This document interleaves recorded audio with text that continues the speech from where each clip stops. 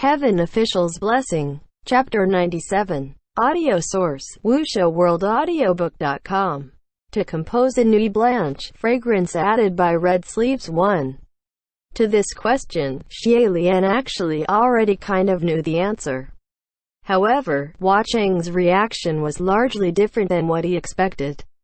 After a moment of silence, Hua Cheng suddenly said, "I'm sorry." "What?" Xie Lian was confused. At first he had thought if Qiandang Temple wasn't some kind of a joke, then the one who would have the most connection to it could only be Hua Cheng. But no matter how off he might be with his guess, there was no reason for Hua Cheng to apologize. Hua Cheng didn't respond, and only gestured for him to keep walking forward with him, and so Xie Lian followed his lead. The two walked for a while, and after making a turn, the sight before him opened to a broad horizon. A bedazzling, transcendent temple quietly appeared before Xie Lian's eyes. In an instant, his breathing stopped. All around was the smoky dark and vivid crimson scenery of the ghost realm. Yet surrounded by such an ominous backdrop stood that temple, beautiful beyond words, its thousands of lights enchanting like that of paradise.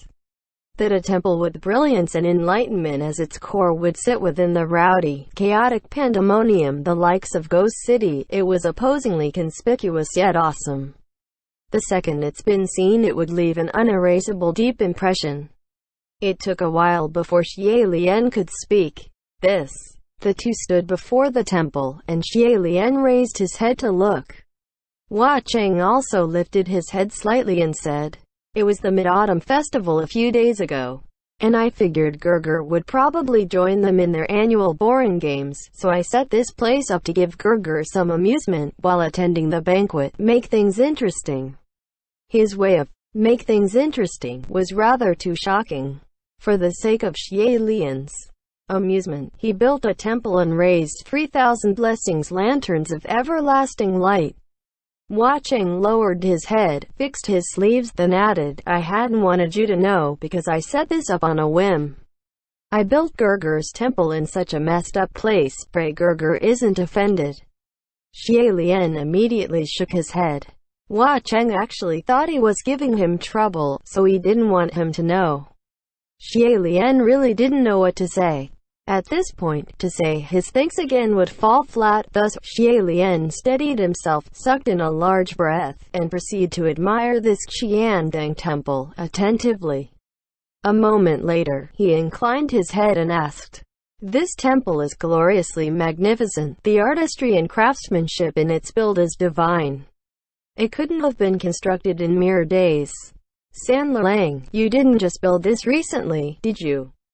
Hua Cheng smiled. "Of course not. Gurgur has a good eye. This was built a long time ago. I never found a use for it, so I had it hidden, and there's been no one who have been allowed in before. I'll have to thank Gurgur for finally giving it a purpose, and have it see the light of day." Hearing this, Xie Lian let out a breath of relief. If it was built a long time ago but never had a use and had other intents at the beginning, then it was only adopted out of convenience. If Hua Cheng really had constructed a temple just for him, he would feel even more uncomfortable. Of course, with Hua Cheng's personality, it could very well have been built out of pure entertainment.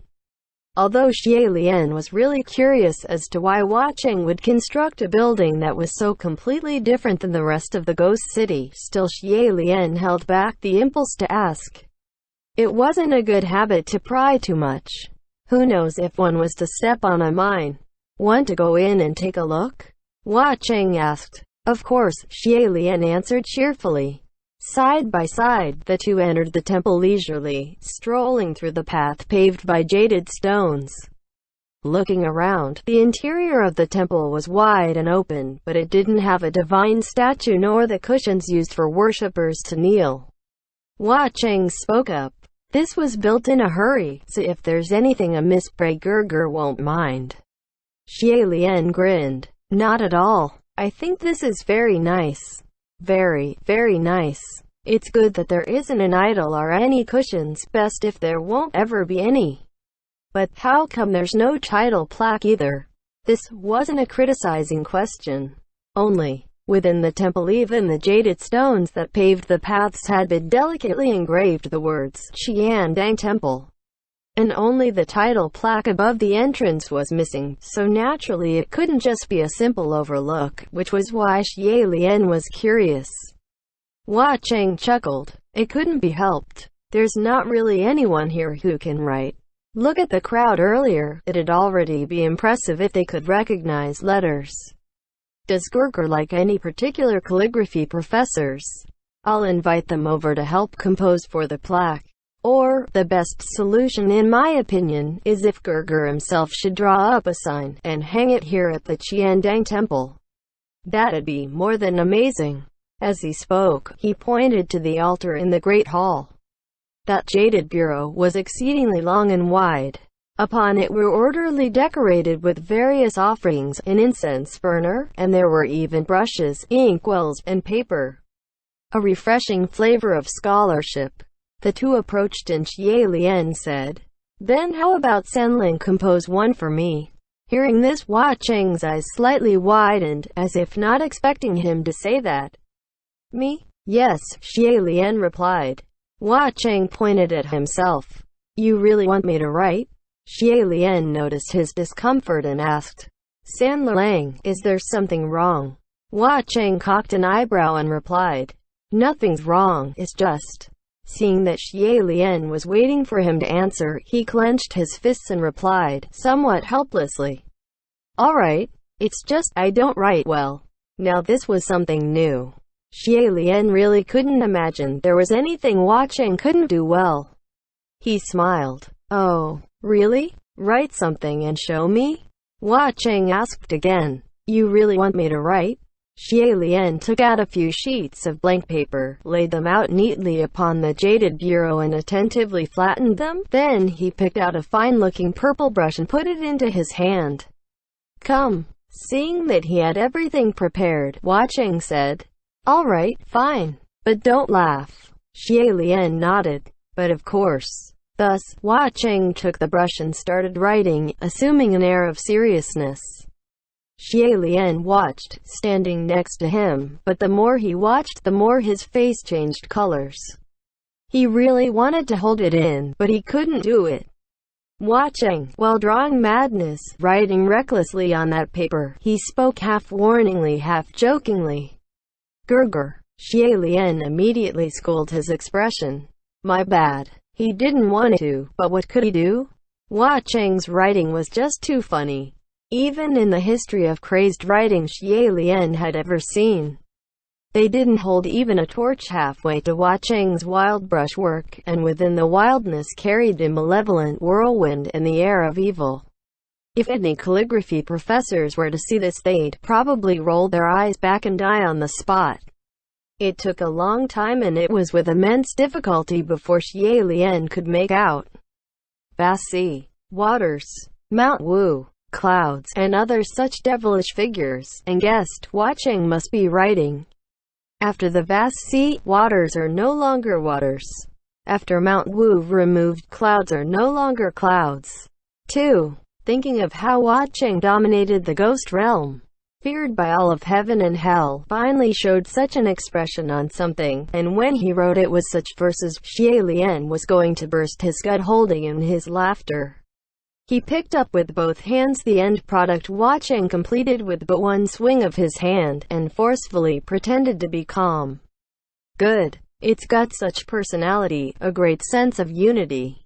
It's got style. Single quote, quote dot." Hua Cheng placed the brush back, looking poised and proper, and squinted with a smile. "Madness, you mean?" Xie Lian pretended not to hear, and started commenting with an air of seriousness. "In truth, it's not hard to write well, it's writing with style, that's what's difficult. If it was only to look good, but looked exactly the same as thousands others, then it'd still be nothing more than common. San Lang has a good basis, the talent of profession, the force to swallow mountains." There were two other idioms that followed: broken landscapes, ruined armies. It couldn't be helped. Making up praises was also quite hard. Hua Cheng stood there, and the more he listened, the higher his brows raised. He asked doubtfully, "Really? When have I ever lied to San Lang?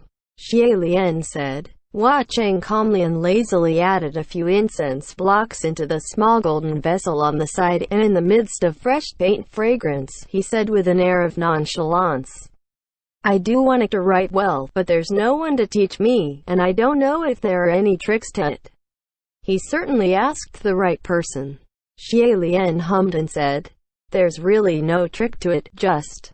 Xie Lian contemplated, but felt that in the end he couldn't just tell and not show, so he shuffled closer, picking up the brush himself, and wrote down the last 2 verses to the poem Hua Cheng had written. It was done in one breath, and after staring at it for a moment, he laughed with a sigh. Much ashamed, I haven't had much chance to write in many years, so it's not as good anymore. Hua Cheng stared at the 4 verses that looked as different as heaven and hell, the characters with styles foreign of each other, especially the last 2 verses Xie Lian added. Crossing through blossoms, the eye is lazy. Half fate in cultivation, half fate in the one. He put the verses together and read them over a few times, his eye twinkling and unmoving. It was a moment before he looked up. Teach me? Well, I dare not lecture, Xie Lian said. Thus, he began to tell Hua Cheng all about the introductions to calligraphy without holding back, providing insights and personal reflections of when he practiced calligraphy in his younger years. The perfumed air wafted gently, the bright lights shimmering. Xie Lian lectured earnestly and Hua Cheng listened intently. Within the great hall, they chattered lightly and leisurely, their tones low, painting a picture of softness. After a while, Xie Lian said, why don't you try again? Hua Cheng and took the brush from his hand, and composed himself seriously before writing down another few characters. Xie Lian stood next to him and watched, crossing his arms, and inclined his head. Interesting. But he still felt there's something wrong with the way Hua Cheng writes. He observed with a frown for a bit and suddenly realized just where it went wrong. Hua Cheng wasn't holding the brush right in the first place. Even the way he held the brush was all over the place. Of course it'd go wrong. Xie Lian didn't know whether to laugh or cry and stood closer, extending his hand to correct him without thinking. You're holding it wrong, it's like this. It was only when he reached out did he suddenly realize it might be inappropriate. The two weren't teacher and young disciple, set to instruct with hand over hand may be overly familiar. However, since the hand was already out, there was no reason to pull back. It'd only seem overly self-conscious otherwise. Thus, after some hesitation, Xie Lian didn't remove his hand. Then he thought, the last time at the gambler's den, didn't Hua Cheng teach him how to roll dice with hands over hands like this too? Although Xie Lian felt he learned absolutely nothing last time, and there was even a slight sense he'd been deceived somehow, this time he was sincere in wanting to teach Hua Cheng something. Thus, Xie Lian's warm palm was at ease, pressing close against Hua Cheng's cold hand, gently holding it, and carried it to guide the brush across the paper, whispering, like this. He could feel under his hand Hua Cheng's brush growing wilder, so he exerted some force to control it, correcting its path. However, it didn't take long before it went even more off course, resisting the control, so he could only grasp it tighter. The characters drawn through the power of the two combined were crooked and twisted, unseemly and ugly, and the more Xie Lian guided the more he felt something was off, and finally he couldn't help but gape. Wah! As if his silly prank was a success, Hua Cheng snickered softly. The ink on the paper was chaotically tyrannical, and Xie Lian was exasperated. San Lang, don't be like this. Learn properly. Write properly. Oh, Hua Cheng acquiesced. Just one look and it was obvious he was only pretending to be serious. Xie Lian shook his head, feeling ridiculous. Hua Cheng's hand may be cold, but in his grasp, for some reason, it felt like a lump of hot coal, and Xie Lian didn't dare to hold on any tighter. Just then, Xie Lian's eyes suddenly swept to the edge of the altar, and he stopped. When he looked over, at the corner of the jaded bureau, there was a tiny, lonesome flower. Translator's notes. Fragrance added by Red Sleeves is a verse that described the luxury of a happy marriage, as red sleeves symbolized a bride, and adding fragrance depicted a scholar studying with the accompaniment of a beautiful woman. MXTX was using the verse as a pun. After the vast sea, waters are no longer waters. After Mount Wu removed, clouds are no longer clouds. Crossing through blossoms, the eye is lazy. Half fate in cultivation, half fate in the one. This was a poem written by the Tang poet Yuan Zhen, expressing his undying love and devotion to his dead wife. After seeing the vast sea, his wife, other bodies of water could no longer compare. After removing the clouds and mists of Mount Wu, his wife, no other landscapes could compare. Walking through bushes of flowers, other women, his mind is only focused on his cultivation and his wife. The first two verses are currently used to express the nostalgia of having had something good and beautiful, and the loneliness of having nothing else that can compare thereafter. End chapter.